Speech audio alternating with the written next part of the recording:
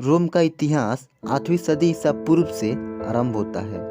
अगर वर्तमान में हम बात करें रोम की, तो आज इटली की राजधानी है और इटली के खूबसूरत शहरों में से एक है। तो सबसे पहले हम बात करते हैं रोम की स्थापना कब हुई और किसने की। तो वीडियो एंड तक जरूर देखें।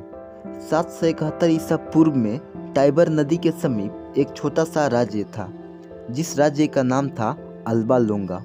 इस राज्य का राजा था निमुटर। उसकी एक बेटी थी जिसका नाम था रिया सिल्विया। रिया सिल्विया का विवाह मार्स से हुआ। उसके दो पुत्र हुए, रोमस और रोमुलस।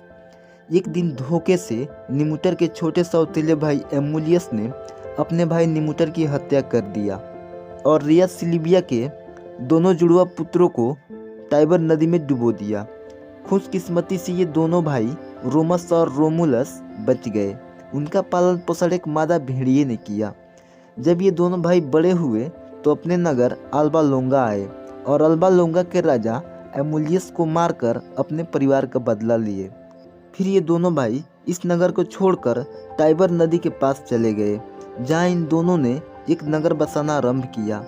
इसी बीच इन दोनों भाइयों में उस नगर के नाम को लेकर एक भयंकर लड़ाई हुई, जिसमें रोमस मारा गया। इसके बाद रोमल्स ने अपने नाम पर इस नगर का नाम रोम रखा और वो रोम राज्य का पहला राजा बना। राजा बनते ही इसने अपने पड़ोस में रहने वाली कबीलाई लोगों को परास्त कर उनके छोटे मोटे नगर राज्यों को अपने राज्य में यानी रोम में शामिल कर लिया। रोमल्स ने 753 ईसा पूर्व से लेकर 713 ईसा पूर्व तक रोम में शासन किया। इसके बाद रोमल्स वंश के ही 7 शासकों ने रोम नगर पर शासन किया, जिसमें 7वां राजा सुपरबस एक क्रूर और अत्याचारी राजा था, जिसके खिलाफ रोमन जनता ने विद्रोह कर दिया। मजबूरन सुपरबस को रोम छोड़कर भागना पड़ा। 509 ईसा पूर्व में रोम नगर में प्रजातंत्र स्थापित हुआ, जो कई शताब्दियों तक चलता रहा। अब रोम राज्य में शासन प्रक्रिया को चलाने के लिए राजा की जगह मजिस्ट्रेट नियुक्त किए गए, जो काउंसिल या सीनेटर कहलाए। ये सीनेटर जनता द्वारा चुने जाते थे और इन्हें केवल 1 वर्ष के लिए ही चुना जाता था।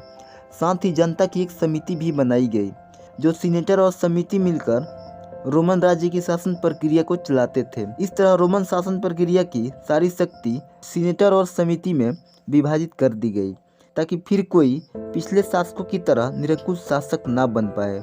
इन समिति और सीनेटर में राज्य के सिर्फ धनी लोगों को ही चुना जाता था। मध्य वर्ग के लोगों को सरकार चुनने का अधिकार तो था, मगर शासन कार्यप्रणाली में खुद वो चुने नहीं जा सकते थे। इसी बीच सुपरबस ने, जो रोम से भाग चुका था, उसने कुछ कबीलाई लोगों को अपने साथ मिलाकर रोम पे चढ़ाई कर दिया, मगर रोमन सेना ने सुपरबस और उसकी सेना को टाइबर नदी के पुल से आगे बढ़ने नहीं दिया। इस तरह एक बार फिर सुपरबस रोम पे शासन करने में असमर्थ रहा। इस समय रोम का सीनेटर था ब्रूटस, जिसने अपने 2 बेटों को मृत्यु दंड दिलवा दिया, क्योंकि ब्रूटस के दोनों बेटों ने सुपरबस से मिलकर अपने देश से गद्दारी की थी। रोमन लोग जन्म से ही 2 वर्गों में विभाजित थे।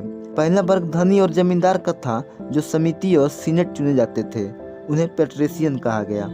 दूसरे थे मध्यम वर्गीय लोग, जिन्हें शासन प्रणाली में कोई अधिकार नहीं था। इन लोगों को प्लेबियन कहा गया। रोमन समाज में पेट्रेशियन द्वारा प्लेबियन लोगों पर कुछ कड़े नियम भी लागू थे। एक तरह से देखा जाए तो पेट्रेशियन लोग प्लेबियन लोगों का दमन कर रहे थे। जब ये अत्याचार बहुत ज़्यादा बढ़ गया तो प्लेबियनों ने विद्रोह कर दिया। ये समय था 494 ईसा पूर्व का। इस विद्रोह से प्लेबियन लोगों को उन्हें उनका अधिकार मिल गया।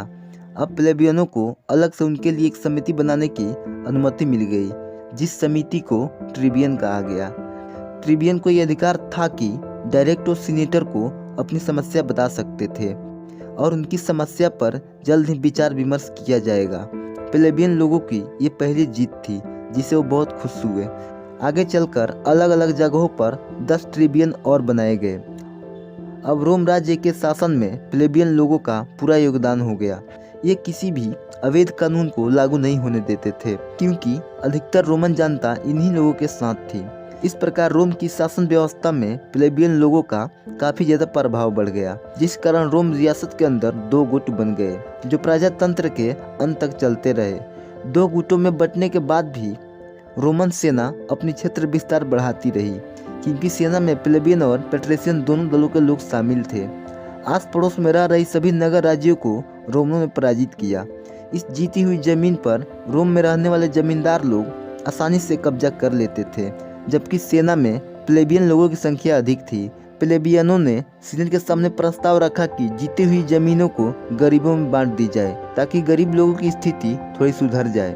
उस वक्त सीनेट थे केसियस ने ऐसा करना चाहा, मगर पेट्रिशियनों ने उन्हें मार डाला। इसके बाद 455 ईसा पूर्व में प्लेबियनों के विरोध से रोम नगर के सारे राज नियम सार्वजनिक कर दिए गए। इससे पहले आम जनता को उन्हें उनका अधिकार मालूम नहीं था। सीनेट अपनी मर्जी से शासन को चलाते थे, मगर अब ट्रिब्यून की वजह से रोमन लोगों को एक लिखित संविधान मिल गया, जिस संविधान को 12 टेबल के नाम से जाना गया। आगे चलकर प्लेबियन लोग भी सीनेटर चुने जाने लगे। इस प्रकार रोम के दोनों दलों का झगड़ा बिना किसी ज्यादा रक्तपात के सुलझ गया और सभी नागरिकों को अधिकार एक समान हो गए। अब रोमन समाज एक सुसंगठित समाज बन गया और अब रोम अपने क्षेत्र विस्तार की ओर निकल पड़ा, जिससे हम नेक्स्ट चैप्टर में समझेंगे। वीडियो को लाइक करें, चैनल को सब्सक्राइब करें, शेयर